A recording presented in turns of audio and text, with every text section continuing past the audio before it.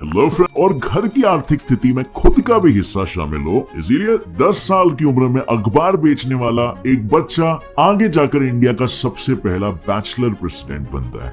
Well yes, परिचय देना जरूरी है क्या? हम सभी जानते हैं, मैं बात कर रहा हूँ दुनिया के महान scientist doctor APJ Abdul Kalam जी की, जिनकी बोली हुई हर एक बात दुनिया के लिए एक सीख है। लेकिन प्रेसिडेंट बनने का ये रास्ता इतना आसान उनके लिए नहीं था। एक मुस्लिम फैमिली से बिलोंग करने की वजह से उन्हें कई सारी मुश्किलों का सामना करना पड़ा, लेकिन इन मुश्किलों में उन्होंने अपने पंख फैलाकर सक्सेस की उड़ान भर के दिखाई। सिर्फ सक्सेस की नहीं तो इंडिया के कई मिसाइल्स और प्रोजेक्ट की उड़ान का भी वो कारण बन सके। तो कैसे उन्होंने इन सारे हालातों का डट कर सामना किया और कैसे लोग उन्हें इंडिया का मिसाइल मैन कहकर पुकारने लगे, इन्हीं सारे सवालों के जवाब और एपीजे अब्दुल कलाम की जिंदगी के कुछ माइंड ब्लोइंग किस्से मैं आज आपको सुनाऊंगा in today's video titled biography of doctor APJ Abdul Kalam. If you want to shine like sun, first burn like sun। दुनिया को ये सिखाने वाले इस सूरज का जन्म 15 अक्टूबर 1931 में रामेश्वरम के एक तमिल मुस्लिम फैमिली में हुआ था। पेशे से उनके पिताजी जैनुल आबदीन एक नाव चलाने वाले थे जो हिंदू तीर्थ यात्रियों को रामेश्वरम की सैर कराते थे, और उनकी माँ आशी अम्मा एक हाउसवाइफ थी। वैसे तो उनका घर छोटा था, लेकिन परिवार बड़ा था। घर में 4 भाई और एक बहन थी, जिनमें अब्दुल कलाम जी सबसे छोटे थे। अब जब परिवार बड़ा था तो घर में पैसे की समस्या होती रहती थी, इसीलिए घर की जमा पूंजी में खुद का हाथ देने के लिए अब्दुल कलाम ने केवल 10 साल की उम्र में पेपर बेचना शुरू कर दिया। लेकिन क्या ये सिर्फ एक ही रीजन था इस काम को करने का? वेल नहीं, उन्होंने इस काम को भी सोच समझ कर चुना था। बचपन से ही कलाम जी को नॉलेज गेन करने की बहुत भूख थी, और इसीलिए कोई भी अखबार बेचने से पहले वो उस अखबार को पूरी तरह से पढ़ लेते थे। पर ऑफ कोर्स नॉलेज ढूंढने का ये रास्ता हमेशा से आसान नहीं था। एक गरीब मुस्लिम होने की वजह से उन्हें हमेशा कई डिफिकल्टीज का सामना करना पड़ा।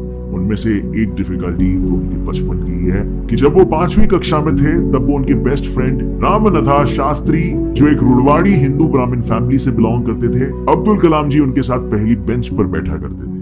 और एक दिन उनके स्कूल में एक नए टीचर आए और एक मुस्लिम को एक ब्राह्मण के साथ देखकर वो चौंक गए। उन्हें दोनों का एक साथ बैठना पसंद नहीं आया और उन्होंने कलाम जी को लास्ट बेंच पर बैठने के लिए कहा। लेकिन क्या उस लास्ट बेंच पर बैठना उन्हें जिंदगी में पीछे छोड़ने वाला था? नहीं, क्योंकि उन्होंने ये ठान ली कि लास्ट बेंच पर बैठकर वो दुनिया को बदल कर दिखाएंगे। और शायद इसीलिए वो हमेशा कहते थे कि the best brains of the nation may actually be found on the last benches of the classroom. और ऐसे ही कई लाइफ लेसन्स जीते जी सीख कर अब्दुल कलाम आने वाली पीढ़ी के लिए छोड़ गए। लेकिन उनके लाइफ के ये लेसन्स और 2020 तक इंडिया को एक डेवलप्ड कंट्री बनाने का जो सपना था, वो आने वाली पीढ़ी कहीं ना कहीं भूल रही। एंड जस्ट इमेजिन, एक ऐसे इंसान जिनके पास इतना वेल्थ ऑफ नॉलेज था, उनके लाइफ लेसन्स को अगर आप भूलोगे, आप अपनी जिंदगी में कितने पीछे जा रहे हो। So not to worry. अब फ्रेंड्स, स्पेशली लास्ट बेंच पर बैठने वाले लोग, मैं आपको बताना चाहता हूँ अब्दुल कलाम के लाइफ की एक बहुत ही इंटरेस्टिंग कहानी। क्लास के उसी लास्ट बेंच पर बैठकर उन्होंने अपना एक गोल बनाया था, फाइटर पायलट बनाने का गोल। और ये गोल बना था उनके गुरु की वजह से। एक दिन उनके टीचर मिस्टर शिवा सुब्रमण्यम अय्यर उनकी कक्षा को चिड़िया कैसे उड़ती है वो सिखा रहे थे, लेकिन 25 मिनट तक समझाने के बाद भी किसी के पल्ले कुछ नहीं पड़ रहा था। और इस पर अय्यर जी ने एक सिंपल सा सोल्यूशन निकाला। अगर थियोरेटिकली किसी को ना समझे तो उन्हें प्रैक्टिकली दिखाना पड़ेगा। और बस यही था सोल्यूशन। स्कूल खत्म होने के बाद वो सारे बच्चों को पास के एक समुद्र किनारे ले गए और वहां उड़ते हुए पंछियों के लाइव डेमो दिखाकर उन्होंने बच्चों को चिड़ियों की टेल की पोजीशन से लेकर उनके पंखों की शेप तक सब कुछ समझाया। चिड़ियों की वो उड़ान कलाम जी के दिमाग में बैठ गई और उन्होंने तय कर लिया कि बड़े होकर वो फाइटर पायलट बनने जैसा बड़ा गोल हासिल करेंगे, क्योंकि उनका ये कहना था कि small aim is a crime, have a great aim. लेकिन अपना सपना पूरा करने की रेस में वो हार गए। वेल, हुआ ये कि अपने सपने को पूरा करने के लिए 1955 में उन्होंने मद्रास इंस्टीट्यूट ऑफ टेक्नोलॉजी में एरोस्पेस इंजीनियरिंग इस फील्ड में एडमिशन लिया। अब इंजीनियरिंग थी तो प्रोजेक्ट तो मिलेगा ही, सो उन्हें भी लो लेवल अटैक एयरक्राफ्ट बनाने का प्रोजेक्ट मिला। लेकिन सबमिशन के दिन जब उन्होंने अपना प्रोजेक्ट सबमिट किया तो प्रोफेसर को उनका ये मॉडल पसंद नहीं आया। उन्होंने कलाम जी को नया मॉडल बनाने के लिए कहा। अब अगर नया प्रोजेक्ट बनाना हो तो कम से कम 1 मंथ तो लगेगा ही। ये सोचकर कलाम जी ने प्रोफेसर से 1 महीने का समय मांगा। लेकिन क्या आज तक किसी की टीचर ने 1 महीने का समय दिया है?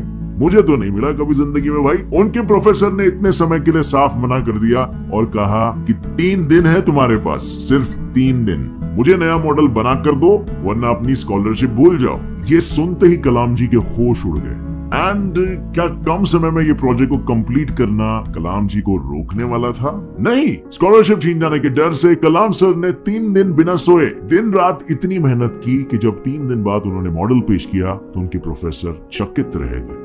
उनके इस मेहनत पर प्रोफेसर ने उनसे एक बात कही, मुझे पता था कि 3 दिन में नया एयरक्राफ्ट बनाना पॉसिबल नहीं है, लेकिन स्कॉलरशिप छीन जाने की जुनून की वजह से तुमने इसे पॉसिबल किया। और इस इंसिडेंट से कलाम जी को एक बात समझ आ गई, to succeed in your mission you must have single minded devotion to your goal. आखिर उनकी इंजीनियरिंग खत्म होने के बाद अपना सपना पूरा करने का एक अवसर उन्हें इंटरव्यू के रूप में आया, जो था इंडियन एयरफोर्स ऑफ देहरादून, इसका इंटरव्यू। लेकिन जैसे मैंने पहले कहा, उनका यह सपना अधूरा रह गया क्योंकि इस इंटरव्यू में 25 लोगों में से सिर्फ 8 लोगों को ही चुना गया। और पता है कलाम जी कौन सी पोजीशन पर थे? 9th। सिर्फ एक पोजीशन की वजह से उनका ये सपना ही रह गया। ये इंसिडेंट उनके लिए एक बहुत बड़ी सीख थी। इसीलिए इस इंसिडेंट को कलाम जी ने अपनी my journey transforming dreams into action इस ऑटोबायोग्राफी में लिखा है, जिसकी सीख में वो कहते हैं, it is only when we are faced with failure do we realise that these resources were always there within us. We only need to find them and move on with our lives. चाहे अपनी निजी उड़ान में वो पीछे रह गए हो, लेकिन उनके इस मंत्र की वजह से वो पूरे इंडिया को सक्सेस की उड़ान देने वाले थे। जब उनका इंडियन एयरफोर्स में सिलेक्शन नहीं हो पाया, तब उन्होंने 1958 में defence research and development organisation को ज्वाइन कर लिया। DRDO ज्वाइन करने के कुछ साल बाद ही उन्हें विक्रम साराभाई जी के Indian National Committee for Space Research INCOSPAR में प्रमोट कर दिया गया, जहां पर उनका पहला मिशन था इंडिया के पहले रॉकेट की उड़ान भरना, क्योंकि उनका मानना था the country doesn't deserve anything less than success from us. वैसे तो ये रॉकेट केरला के थुम्बा गांव से लॉन्च होने वाला था, लेकिन शुरुआती स्टेज पर होने के कारण इनकोस्पार के पास ना कोई वर्कशॉप था, ना ही कोई रिसर्च फैसिलिटी। इस पर अब्दुल कलाम जी ने कहा, we should not give up and we should not allow the problem to defeat us. और फिर क्या था, उन्होंने थुम्बा गांव के एक पुराने चर्च को अपना वर्कशॉप बना लिया और उसी चर्च के बिशप के घर को अपना ऑफिस बना लिया। और आखिर में जैसे तैसे करके उन्होंने रॉकेट को पूरी तरह से बना लिया, लेकिन यहाँ पर उनकी मुश्किलें खत्म नहीं हुई। रॉकेट के पार्ट्स को लॉन्च पैड तक लेके जाने के लिए उनके पास कोई साधन नहीं था, तो उन्होंने सारे पार्ट्स बैलगाड़ी और साइकिल की मदद से लॉन्च पैड तक पहुंचाया। इतने मुश्किलों के बाद 21 नवंबर 1963 में इस रॉकेट को लॉन्च करके इंडिया ने स्पेस की तरफ अपना पहला कदम रखा। लेकिन जिस इंसिडेंट से एपीजे अब्दुल कलाम जी का नाम मिसाइल मैन पड़ा, वो एक सक्सेस नहीं, वो एक फेलियर था। साल 1969 में कलाम जी इसरो में इंडिया के पहले satellite project satellite launch vehicle SLV के प्रोजेक्ट डायरेक्टर थे। 10 साल के खून पसीने की मेहनत के बाद उन्होंने इस रॉकेट को खड़ा किया। प्रोजेक्ट के समय 1976 में कलाम जी के पिता की मौत हो गई और फिर भी वो अपने लक्ष्य से भटके नहीं। उन्होंने इस प्रोजेक्ट को निजी जिंदगी से ऊपर रखकर कंप्लीट किया। लेकिन जब अगस्त 1979 को इसे लॉन्च किया गया, तो सेकेंड स्टेज में कुछ टेक्निकल इश्यूज की वजह से रॉकेट बंगाल की खाड़ी में गिर गया। अब जब प्रोजेक्ट फेल हो चुका था, तो सारे लोग उन पर सवाल उठाने लगे। तब प्रोफेसर सतीश धवन, जो उस समय इसरो के चेयरमैन थे, उन्होंने इस फेलियर का पूरा श्रेय खुद पर ले लिया। उनके इस लीडरशिप की तारीफ करते हुए कलाम जी हमेशा कहते हैं, leader must have a vision and passion and not be afraid of any problem. Instead you should know how to defeat it. Most importantly he must work with integrity. Leader के इसी सीख को हथेली पर रखकर फेलियर के सिर्फ 1 साल बाद ही उन्होंने नए सैटेलाइट लॉन्चिंग व्हीकल SLV-3 का निर्माण किया। आखिर 18 जुलाई 1980 में उन्होंने SLV-3 से रोहिणी 1 सैटेलाइट को लॉन्च किया, जिससे India super exclusive club of space faring nations का 6th मेंबर बन गया। इस प्रोजेक्ट के बाद तो उन्होंने इंडिया के पहले इंटरमीडिएट रेंज बैलिस्टिक मिसाइल अग्नि और पृथ्वी जैसे कई प्रोजेक्ट्स को सक्सेसफुली कंप्लीट किया, जिनकी वजह से उन्हें 1981 में पद्म भूषण और 1990 में पद्म विभूषण इन पुरस्कारों से नवाजा गया। लेकिन जिस काम के लिए उन्हें 1997 में भारत रत्न से नवाजा गया था, वो था पोखरण 2। पोखरण 2 एक ऐसा न्यूक्लियर बॉम्ब टेस्टिंग प्रोग्राम था जिसमें इंडिया ने CIA के सैटेलाइट्स को चकमा देकर हमारे न्यू न्यूक्लियर बॉम्ब को टेस्ट किया था। इस प्रोग्राम के प्रोजेक्ट चीफ कोऑर्डिनेटर थे डॉक्टर APJ अब्दुल कलाम, जिन्होंने जापान और USA के वार्निंग्स के बाद भी इस मिशन को चालू रखा बड़ी चतुराई से। 41 इयर्स तक भारत की सेवा करने के बाद जब 1999 में कलाम जी DRDO से रिटायर हुए, तब रिटायर होने के 3 साल बाद ही उनको भारत का प्रेसिडेंट बनने का प्रपोजल आया। अब ये हुआ कैसे?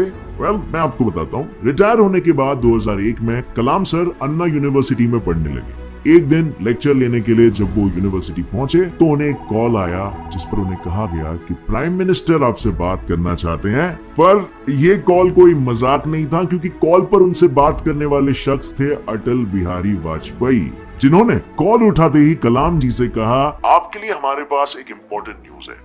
हमें ऐसा लगता है कि भारत को आप जैसे राष्ट्रपति की सख्त जरूरत है।